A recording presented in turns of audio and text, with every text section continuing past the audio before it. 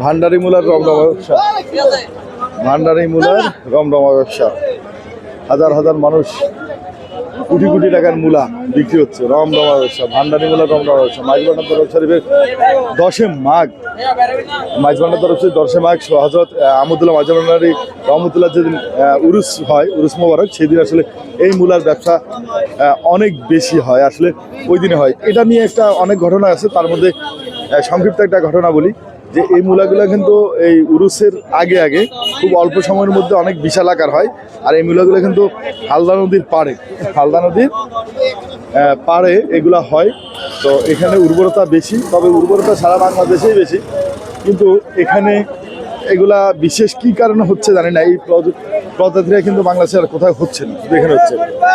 তবে ইদানিং বাংলাদেশে চায়না বড় বড় হাইব্রিড মূলা দেখা যায়, তবে সেগুলো দেখলে চিনবেন সেগুলো আর এগুলোর মধ্যে পার্থক্য আছে।